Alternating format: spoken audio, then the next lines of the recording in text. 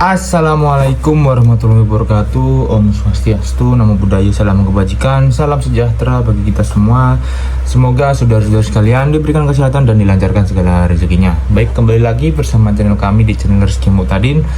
Sebelum lanjut, dimohonkan untuk saudara-saudara sekalian untuk menekan tombol like, subscribe, dan jangan lupa komen, serta dibantu untuk share-nya dalam mendukung keberlanjutan dari channel Rezeki Muhtadin. Terima kasih atas perhatiannya dan silahkan menonton.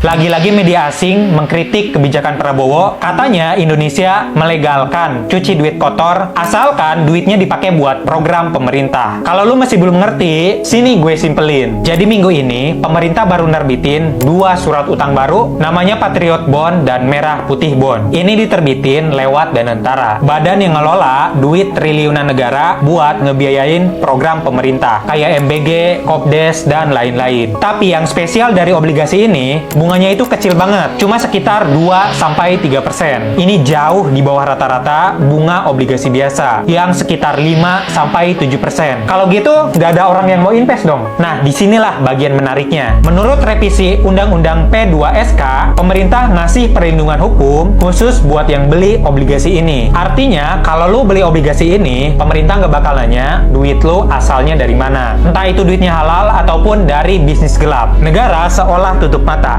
Bahkan catatan pembelian obligasi ini secara hukum gak bisa dipakai alat bukti di pengadilan buat ngejar kasus pidana atau nargetin masalah pajak lu di masa lalu. Makanya media internasional kayak Bloomberg menilai kebijakan ini sangat ekstrim, bahkan jauh melampaui kebijakan tax amnesty yang pernah diterapin negara lain kayak Argentina atau Italia. Alasannya karena aturan ini bersifat permanen, gak ada batas waktunya. Makanya jadi banyak yang nuduh kalau pemerintah ngasih kesempatan pencucian uang kotor secara legal, asalkan mereka mau bantuin bayarin proyek pemerintah. Kayaknya Pak Prabowo obses banget deh dengan MBG dan Kopdes. Kira-kira kenapa ya? Tapi pemerintah langsung ngebantah tuduhan tersebut, katanya ini cuma bagian dari strategi untuk menarik investor supaya lebih banyak perputaran uang di dalam negeri. Kalau menurut kalian gimana? Ini strategi jenius buat kemakmuran rakyat atau justru blunder besar yang merusak reputasi kita di mata global? Coba kita ngobrol di komen. Gue suka bahas ekonomi dan keuangan, follow kalau lu suka.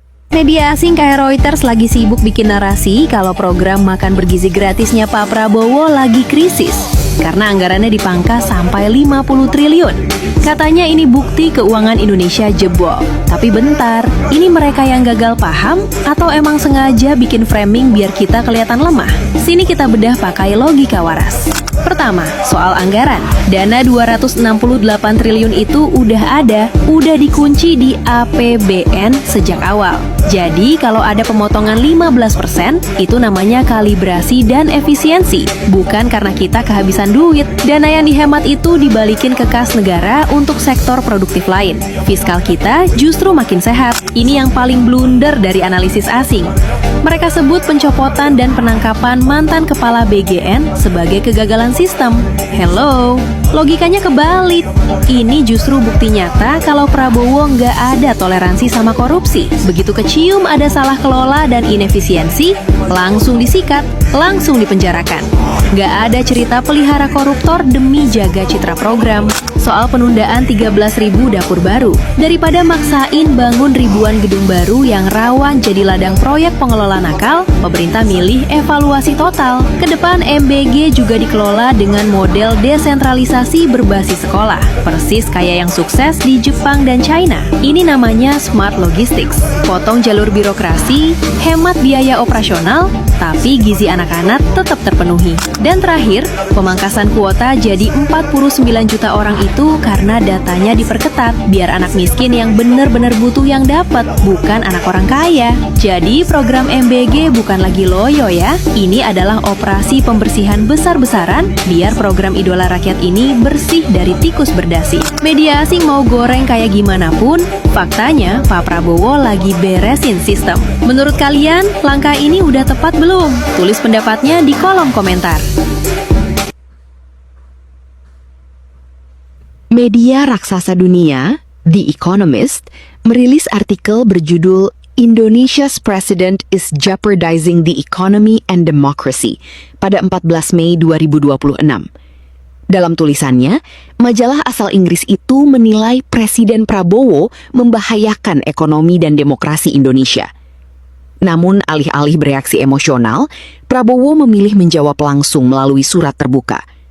Pesannya sederhana, kritik adalah bagian dari demokrasi.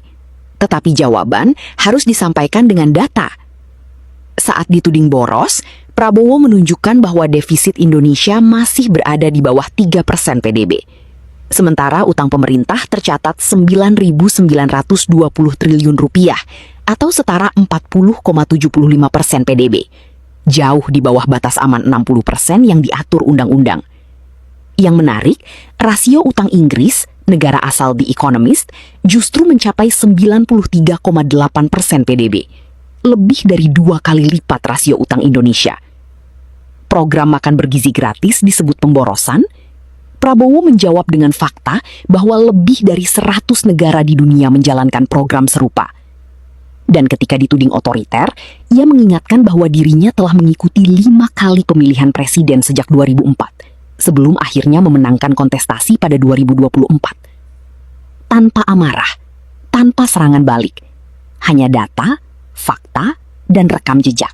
Breaking news, media internasional menyoroti soal Patriot dan Merah Putih Bonds ya, yang mana katanya akan membuka keran-keran untuk uang-uang ilegal untuk cuci duit di Indonesia. Jadi media yang menyoroti ini adalah Bloomberg ya guys, yang mana ini adalah media internasional yang salah satu terbesar di dunia. Dan kalau di sini isinya itu kata-katanya cukup menusuk ya. Jadi di sini kata-katanya adalah Indonesia membuka pintu uang-uang ilegal untuk membiayai proyek-proyek Pak Prabowo. Jadi gue objektif aja ya guys mengenai Patriot dan Merah Putih Bonds yang dituding untuk cuci uang ya. Gue bukannya membela, tapi di sini bukan hanya Indonesia yang memiliki fasilitas itu, tapi banyak negara yang memfasilitasi hal seperti ini. Seperti dana-dana yang mau diinvestasikan itu tidak akan ditanya sumber dananya dari mana. Jadi bisa masuk uang-uang ilegal dari situ. Ya misalnya kalau kalian tahu negara seperti Singapura itu fasilitasi, Dubai seperti itu juga, Hong Kong juga demikian ya. Jadi di sana itu perdagangannya cukup bebas pajak juga, dan di situ banyak sekali uang-uang ilegal yang cuci uang di sana. Sebenarnya gue nggak ada masalah mengenai ekonominya ya, karena ini cukup positif sebenarnya, karena ini bisa menarik dana-dana besar dari uang hasil korupsi, dari dana-dana ilegal lainnya. Dan kalau misalnya mereka itu mengkonvert dan masuk ke Indonesia, itu akan bisa menguatkan rupiah. Ya hanya saja sebenarnya citranya itu cukup buruk ya, seolah-olah ya kita itu mendukung dana ilegal dan mendukung para koruptor. Apalagi kita kan negara beragama ya, jadi kalau misalnya dengar kita itu menyerap dana-dana ilegal, sepertinya itu konteksnya tuh sangat buruk gitu ya. Jadi memang ini ada plus minusnya ya guys, dan begitulah rumitnya bernegara ya, sangat-sangat kompleks. Tapi ya kalau misalnya pembelaan dari pemerintah ya, daripada uangnya lari ke luar negeri ya mending masuk ke dalam negeri gitu ya, untuk menguatkan devisa negara. Ya itu juga guys update kali ini. Kalau kalian tertarik mendapatkan analisis lebih mendalam mengenai geopolitik dan ekonomi, kalian bisa langsung aja subscribe dengan cara masuk ke profil bio gue, ada tulisan subscribe, nah itu kalian klik aja guys. Selain kalian bisa dapat video eksklusif, kalian juga bisa langsung masuk ke grup, itu bisa. Baik saudara-saudara sekalian, itu dia berita informasi yang dapat kami sampaikan. Dimohonkan sekali lagi untuk saudara-saudara sekalian jangan lupa untuk menekan tombol like, subscribe, dan komen, serta dibantu untuk share-nya dalam mendukung keberlanjutan dari channel Rizky Muhtadin. Terima kasih atas perhatiannya dan nantikan berita selanjutnya. Terima kasih.